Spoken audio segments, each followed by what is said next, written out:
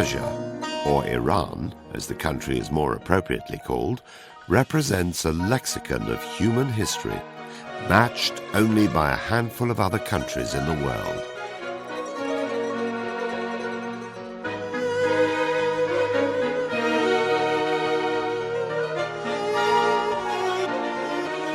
Therefore, it is no surprise that many sites throughout Iran have been named as Common Heritage of Humanity by UNESCO, the United Nations Educational, Scientific and Cultural Organization.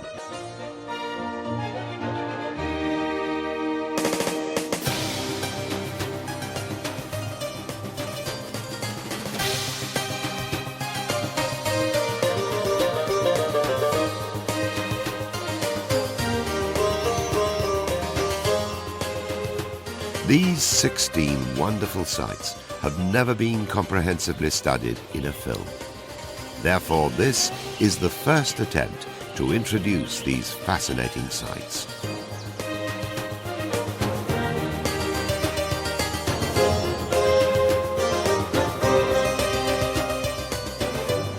Furthermore, many of them will be graphically reconstructed to reveal their flair and splendor in their heyday.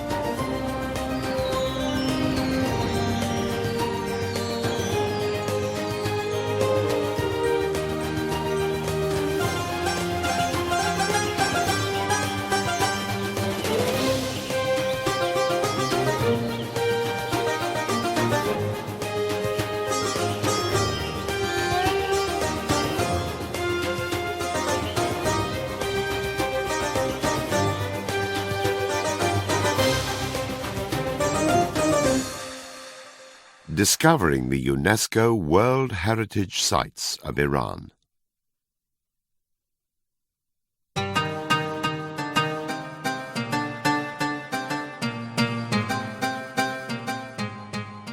The first region in Iran to develop a recorded history was Ilam in present-day Khuzestan.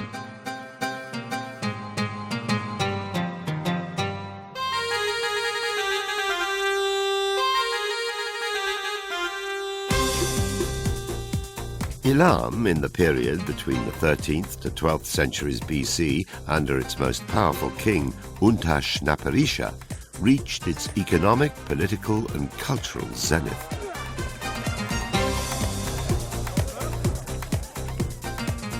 His name is associated with the founding of a holy city with the name of Dur Untash, or, as we might say, Untashberg, the present-day Chogha-Zambil.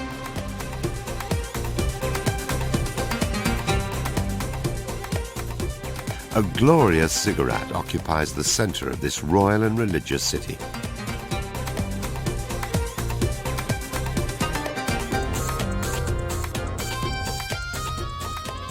The face of this ziggurat is made from baked bricks interspaced with inscribed bricks. It is estimated that in its heyday, its total height, including the temple at the top, was about 53 meters.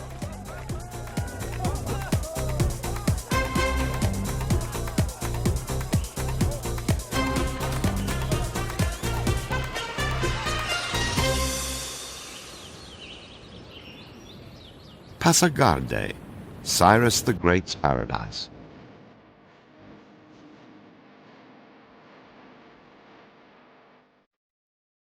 Following the Elamites, and between 550 and 520 BC, the Achaemenid kings of Iran established an empire that stretched from the river Indus to the river Nile, and from the Ural Sea to the Persian Gulf.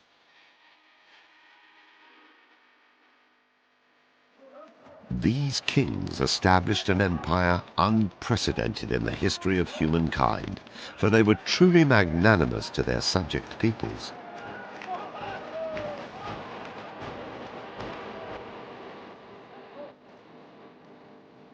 Their first dynastic capital was called Pasargadae, which was founded by Cyrus the Great in the 6th century BC.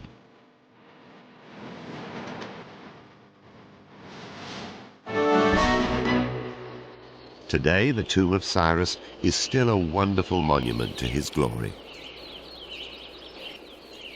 Except for Cyrus's tomb, crumbling ruins are all that remain of Pasargadae.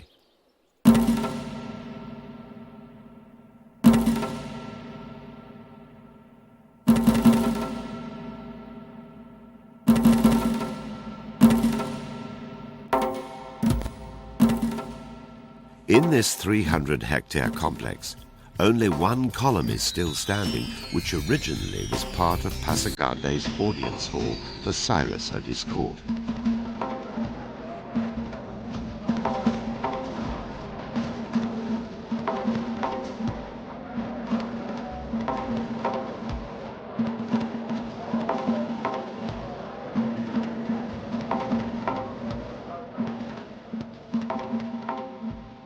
Here in Pasargadae, a lavish and truly spectacular garden scheme known as paradisa was first introduced.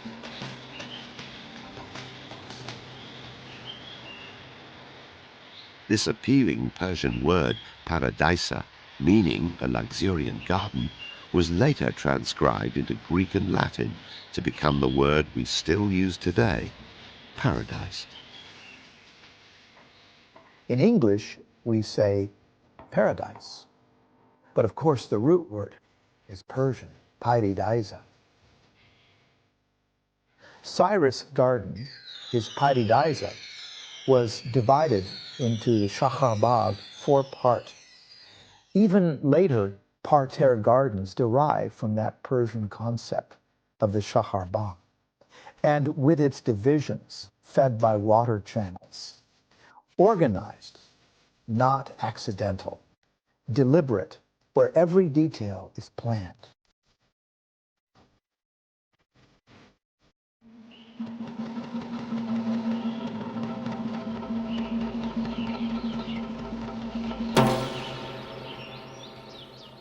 The Persian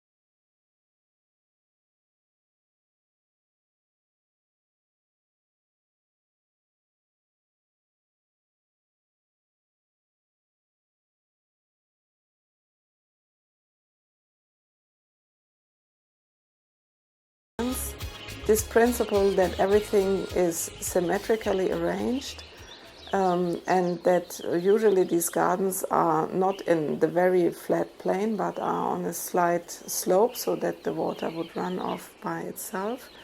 These are principles that persist today and that are also still used, of course, in modern gardening. And I think what makes Persian gardens also so very special is the strong contrast that they form with their environment. And I'm thinking especially of the gardens at Mahan that are right in the middle of the desert today. So they really create something like a small, green, cool, quiet paradise within a harsh and rather hostile environment. The artful manipulation and display of water is of prime importance in a Persian garden.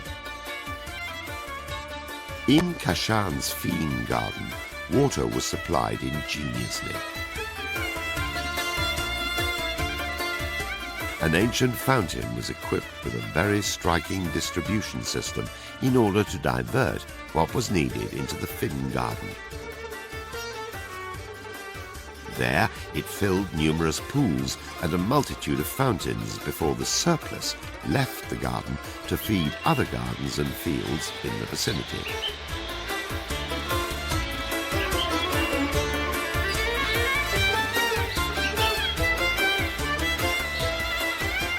Bisotun, the unlocking of a wealth of information.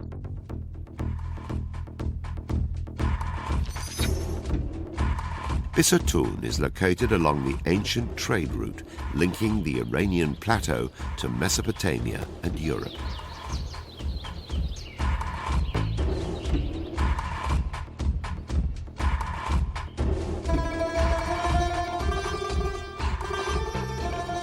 Here, the principal monument, which goes back 2,500 years, portrays King Darius holding a bow as a sign of sovereignty and treading on the chest of a figure who lies on his back before him.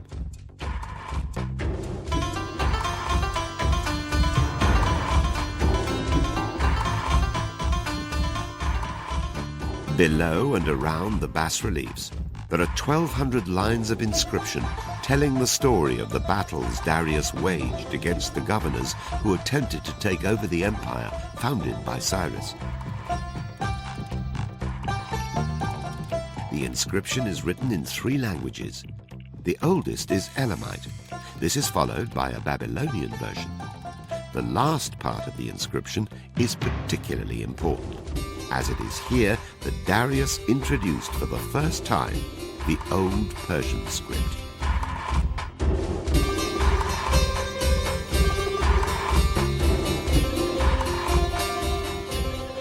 The Bisotun monument is, of course, crucial on many different levels, and one of them is that it opened the gates to our knowledge of the ancient Near East in general, because it was here in the 1840s, now more than 150 years ago, that cuneiform writing, cuneiform script was first deciphered.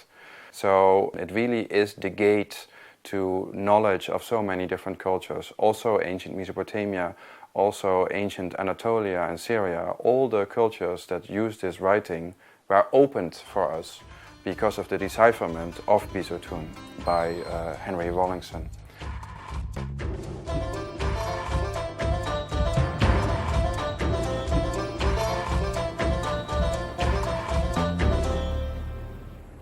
Persepolis.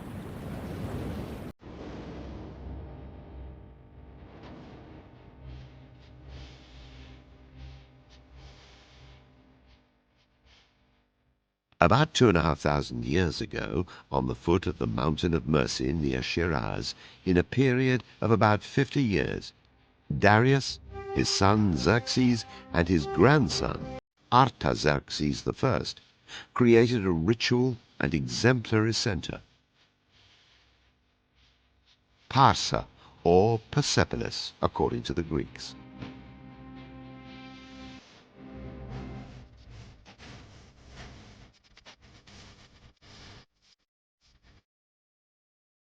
Clues to understanding the function of Persepolis are carved in its walls and staircases.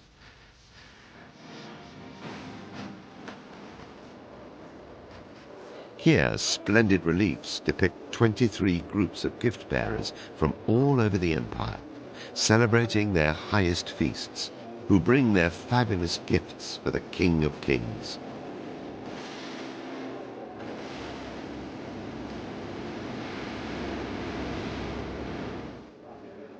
To this remarkable ceremonial center of a vast world empire, there came on New Year's Day, the vernal equinox on the 21st of March, many peoples, representatives of the various satrapies or governorships which Darius had established in the empire. They brought all sorts of things, from the Ionian Greeks to the Egyptians, the Babylonians, the Indians. It must have been a grand occasion to see the various people walking up the stairs, coming into these wonderful stone palaces, bringing their gifts in the presence of the king. This was Persepolis.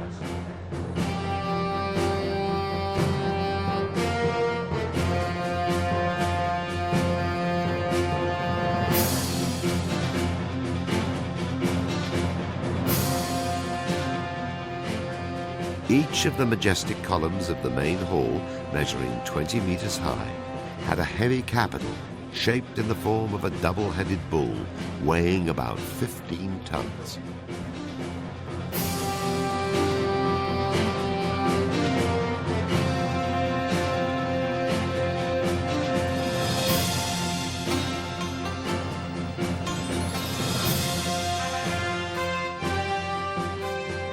Persepolis was the symbol par excellence of the Achaemenid dynasty.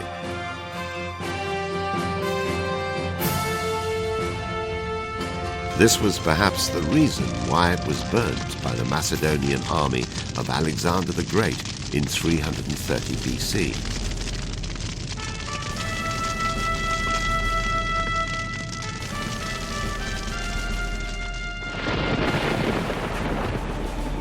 The reign of Alexander and his generals, known as Seleucids, was short-lived, and eventually the Parthians, who were superb archers, pushed them out and reunified Iranian lands and created a state which rivaled that of Rome.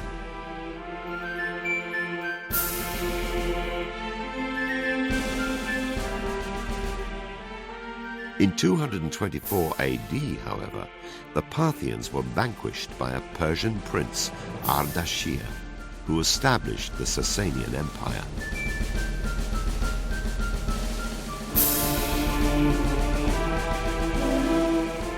The Sasanians were much more centralized in their administration than the Parthians, and they established Zoroastrianism, with its attendant priestly caste, as their state religion.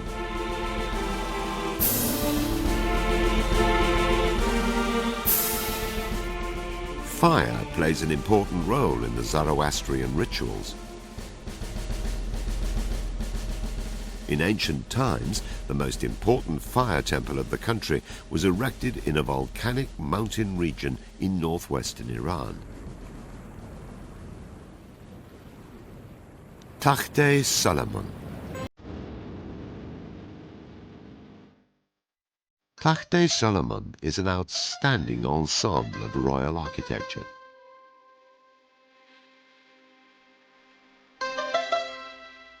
The site consists of an oval platform about 350 meters by 550 meters, rising 60 meters above the surrounding valley.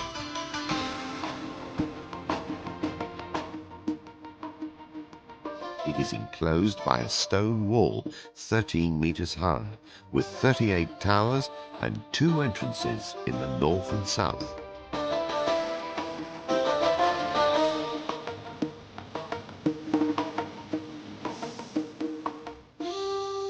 At the center of this site, a calcareous artesian well has formed a lake some 120 meters deep.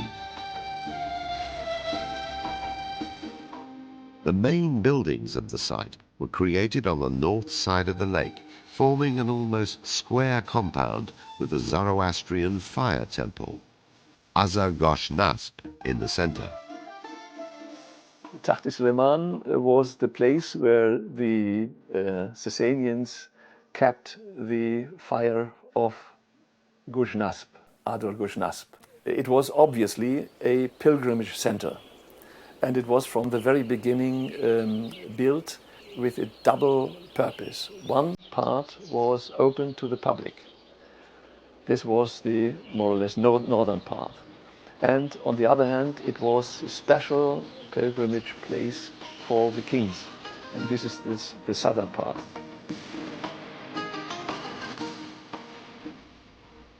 So it is completely clear that there were these two functions for one fire. We have up to now no other fire temple of this layout.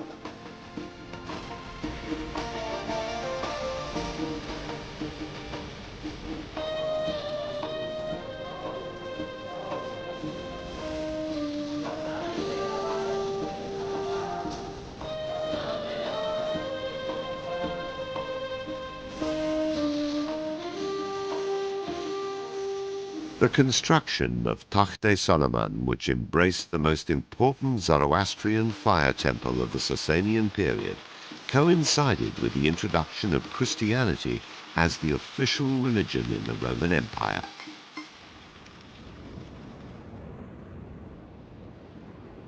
Armenian monastic ensembles of Iran.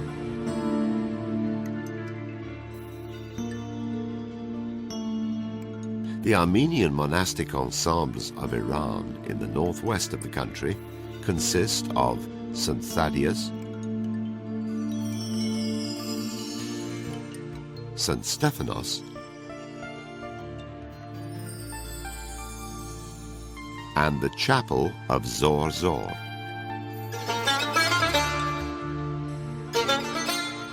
The St. Thaddeus Church, or Kara Kilisa, which dates back to the 7th century, has always been a place of high spiritual value for Christians and other inhabitants of the region. Today, it is still a living place of pilgrimage for the Armenian Church.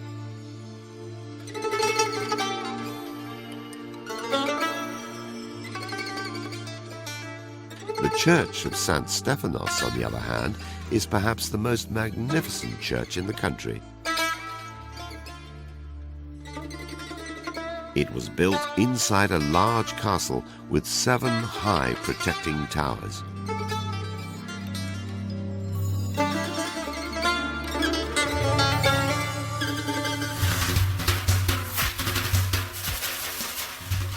The restoration and conservation of the Armenian monastic ensembles has been a remarkable long-term effort of the Iranian Cultural Heritage Organization. For example, the Chapel of Zor-Zor, due to the construction of a modern dam, was carefully moved from its original location to the top of a nearby hill, and then it was reassembled with great concern to retain authenticity.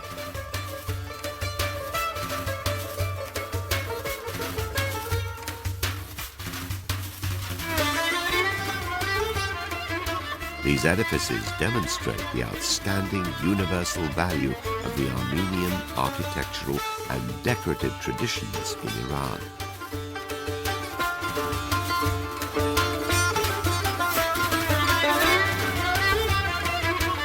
Another striking site, reminiscent of Iranian ingenuity, is found in Shushtar in southwestern Iran. Shushtar Historical Hydraulic System.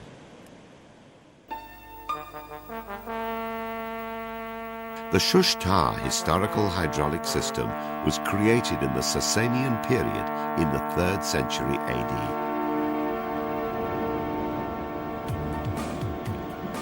It involved the construction of 2 main diversion canals on the river Karun, one of which, the Gaga Canal, is still in use, providing water to the city of Shushtar via a series of tunnels that supply water to mills.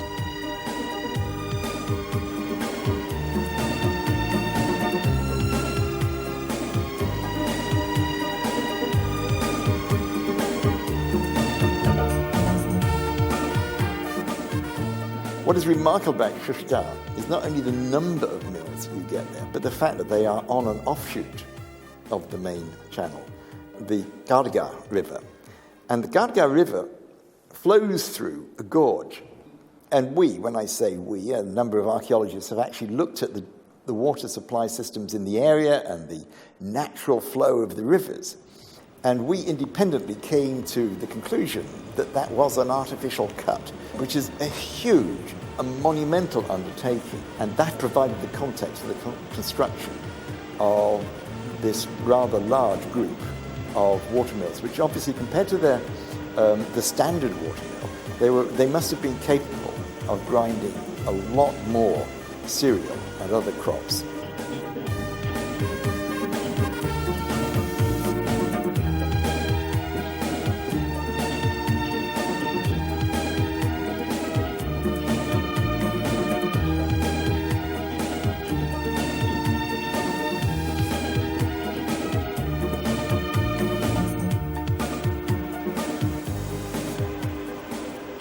But another remarkable Iranian engineering feat was the creation of the largest mud brick city in the world, Bam.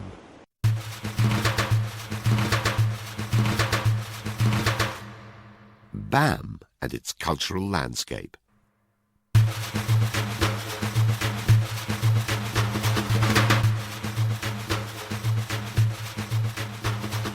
Bam is located in a desert environment in southeastern Iran.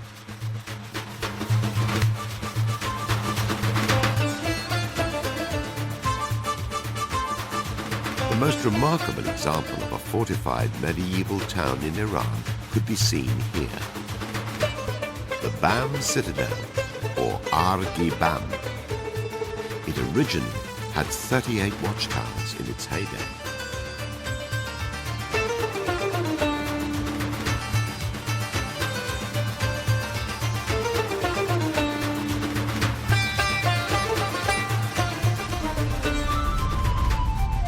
Here, before the devastating 2003 earthquake, 3 distinct sectors were noticeable.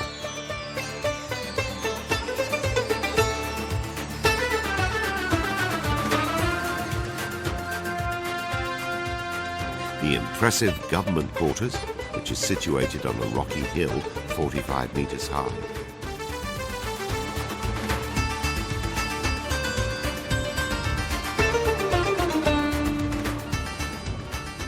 The military quarters, confined between the second and third walls.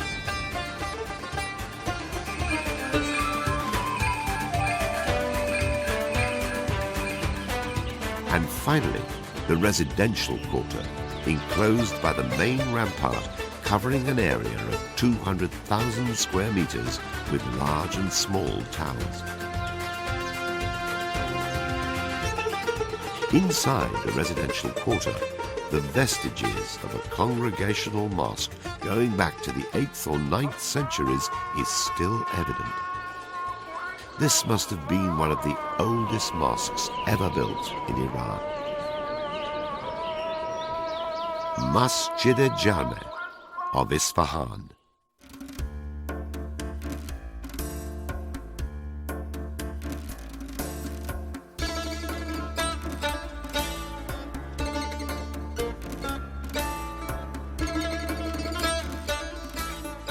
Located in the historic center of Isfahan, the Masjed-e, or Friday Mosque, can be seen as a stunning illustration of the evolution of mosque architecture over 12 centuries.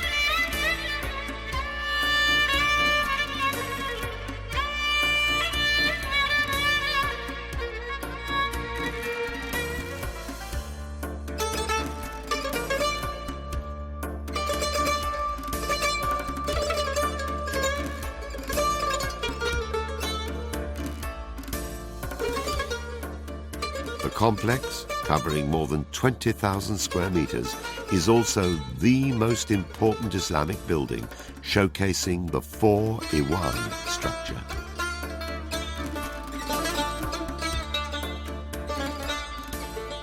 Aesthetically, however, the most important unit in the Masjed-e is the small but superlative north dome, known as the Gonbad-e.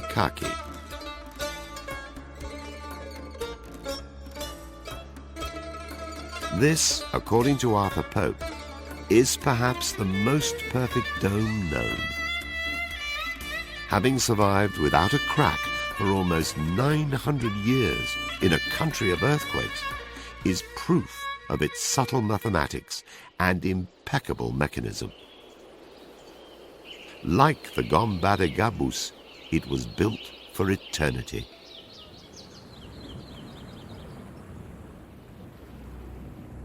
Gonbad-e.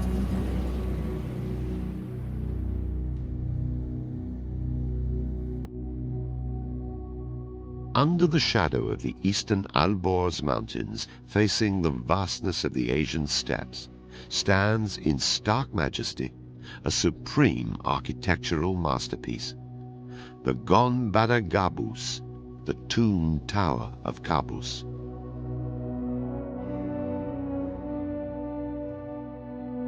Qaboos was an extraordinary man, a poet and patron of poets, a chess player and a doughty warrior. He ruled Gorgan in the Caspian coastline intermittently from 976 to about 1012 AD.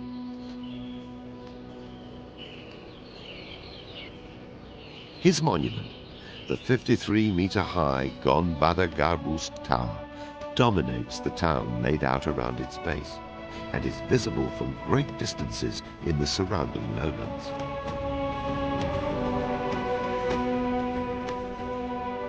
Built from unglazed fire bricks, the monument's intricate geometric forms constitute a tapering cylinder with a diameter of 15.5 to 17 meters, topped by a conical brick roof.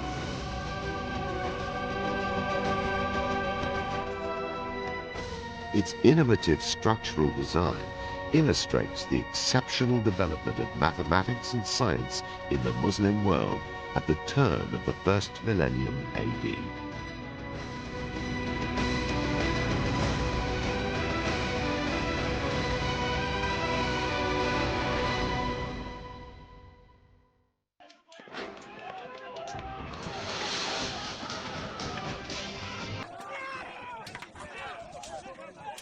But this sense of eternity was interrupted by two waves of invasion from the east in the 13th and 14th centuries, headed by the notorious Chinggis Khan, and then by Tamerlane.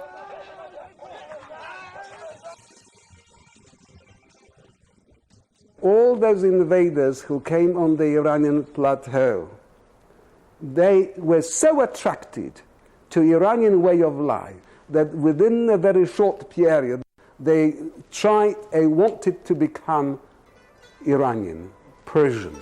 The best example would be probably the Mongols. They came, they invaded, they set fire, destroyed, but within one generation, they wanted to have Iranian culture, they wanted to have a Persian court with Persian music, with Persian food, with Persian poetry, with Persian literature, with Persian architecture. This is how attractive this civilization has been. The Mongols gradually turned to Islam, which became the official religion of the ruling dynasty, who came to be known as the Ilkhanids. The northwestern Iranian city of Tabriz was chosen as their capital. A cosmopolitan city, Tabriz had trade relations with the two major European cities of Genoa and Venice.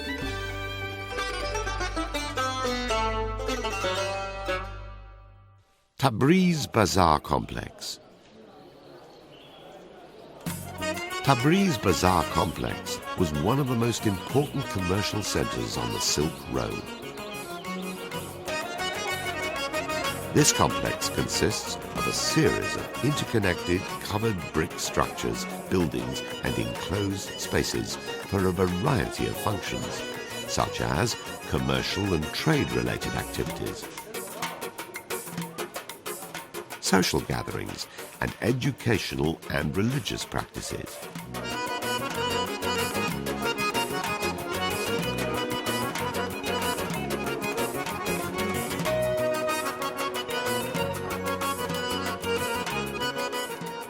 No customer could be confused in the bazaar, for each commodity would be placed and sold in an appropriate classified row of shops.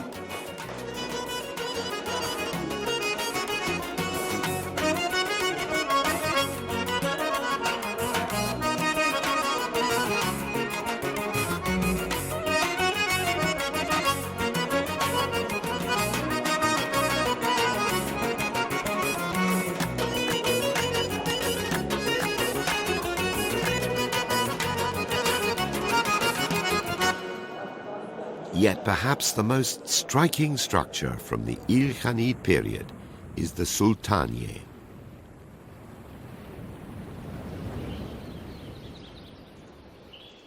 This is the great Sultaniye, the landmark of the Ilkhanid king, Sultan Muhammad's capital city. This magnificent monumental building was constructed in only 9 years between 1302 to 1312 and ultimately became the king's burial place. Now in ruins, it might have looked like this when it was intact.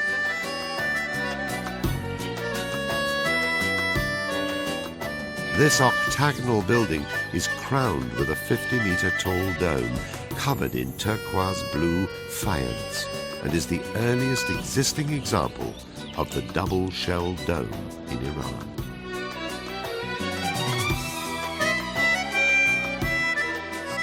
André Goddard thus describes the Sultaniye. Here is a dome with a span of about 25 meters, built solely of bricks, without buttresses, pinnacles, or shoulders of any kind, which stands simply by virtue of a perfectly conceived and constructed profile. The blue dome, vivid and gleaming with its brilliant crown of minarets, seems to float in the sky. This is undoubtedly the effect that the designer deliberately planned, and he has attained it with elegance and apparent easy naturalness. Sheikh Safi al-Din Khanegar and Shrine Ensemble in Ardabil.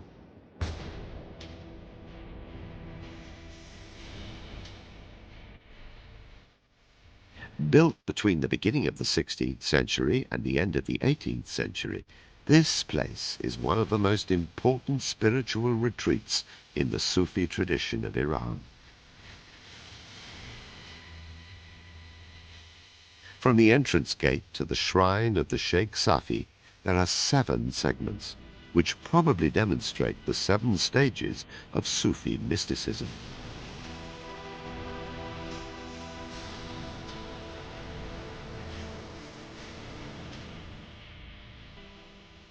The ensemble includes well-preserved and richly ornamented facades and interiors, with a remarkable collection of antique artifacts.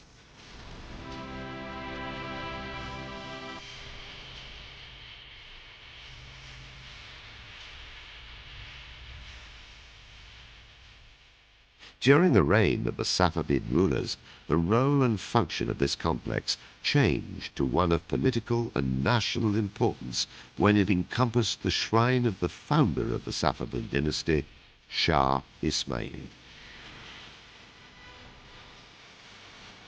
Following the decline of the Ilkhanids and Timurids, the Safavid dynasty ascended to power in Azerbaijan in northwest Iran. Yet perhaps the ethos of the Safavid rule was best expressed at their capital city, Isfahan. Meydan-e-Imam.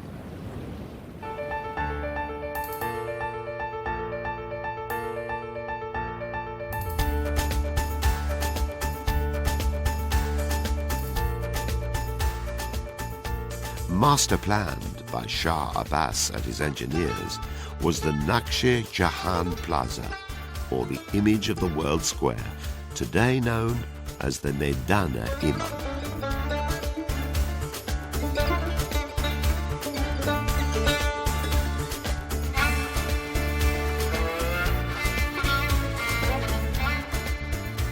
It was approximately 85,000 square meters in area, something like 7 times the size of San Marco Square in Venice. Whoa, the Meydan opens up in front of you. It's just absolutely the most splendiferous, most splendid sight. I can't describe it. There's a kind of a shiver of emotion and a chill when you look out at this Meydan and you realize that the buildings around there, for the most part, are hundreds and hundreds of years old, and there they still are to be enjoyed.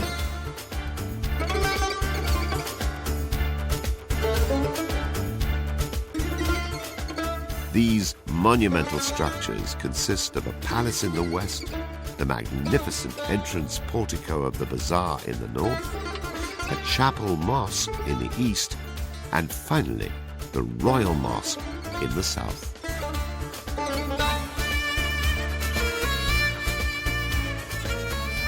Ali Kapı, or the High Gate, forms the monumental entrance to the palace zone and to the royal gardens which extend behind it.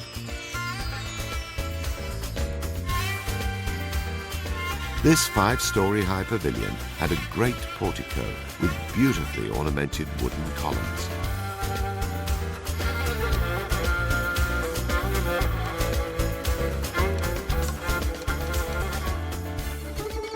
Here, the Shah and his entourage could gather and watch the events of the Maidan, such as fireworks and polo games.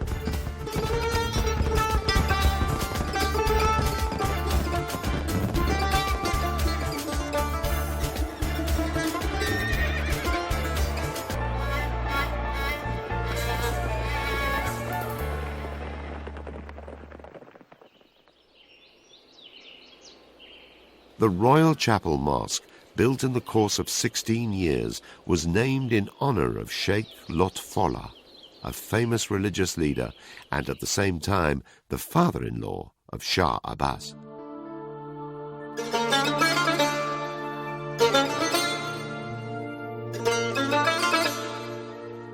Here, a fabulous optical illusion is achieved on the exterior of the dome.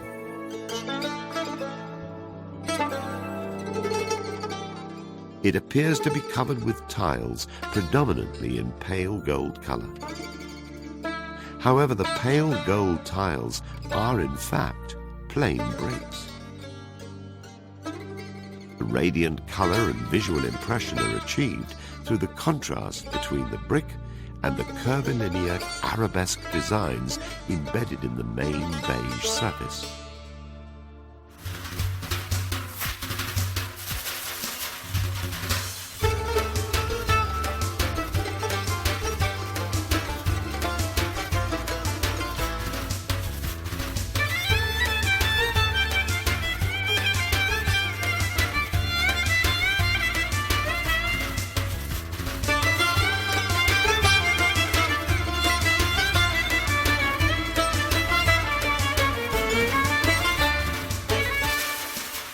Varying magnificent designs under the dome, which altogether resemble a beautiful peacock, must have required highly skilled craftsmen and brilliant artists.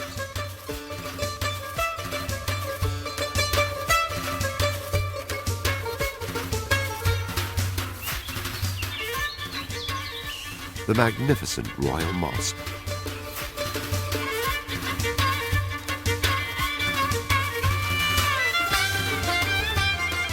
The decoration of this mosque marks the zenith of development towards smooth surfaces covered in polychrome tile work.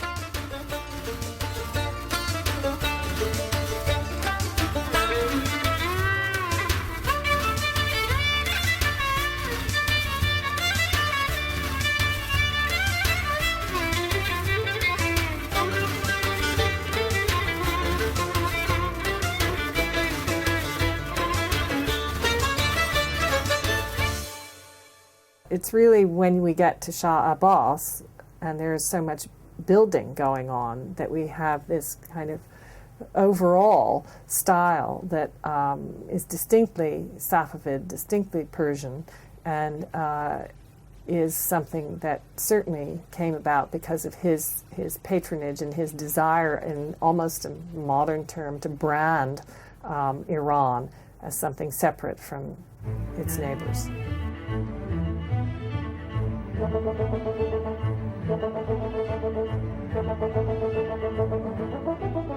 With the introduction of European art and architecture in the early 19th century, this trend was altered.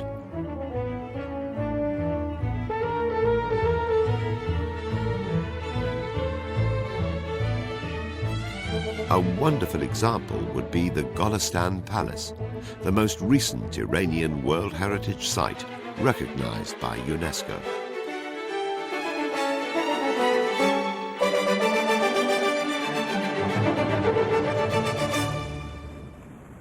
the Golestan Palace.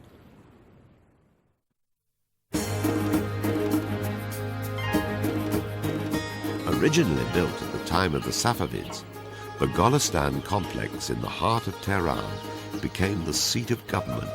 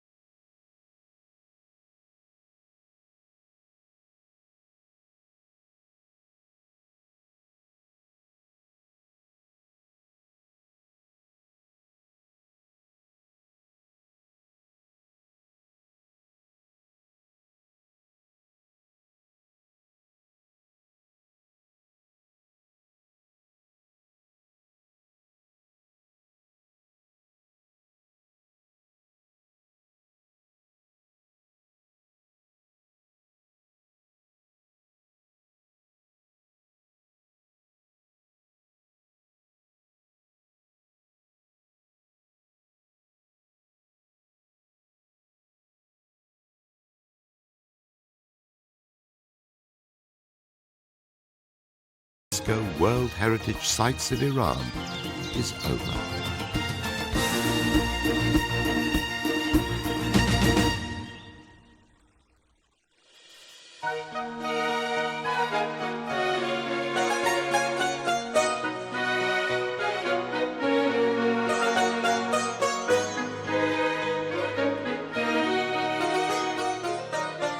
These 16 World Heritage Sites are today considered to be among the most beautiful and highly celebrated places on Earth by the United Nations Educational, Scientific and Cultural Organization, UNESCO.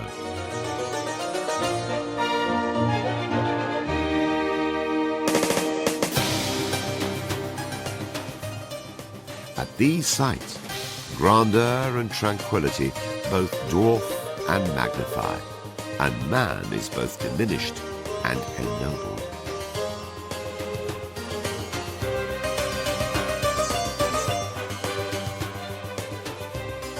The creators of this illuminating array of beauty are among the world's greatest artists, who splendidly guide us, in the words of Michelangelo, towards that celestial source from which we all come from, towards the source of all beauty, and in the words of Rumi, towards that land of peace where questionings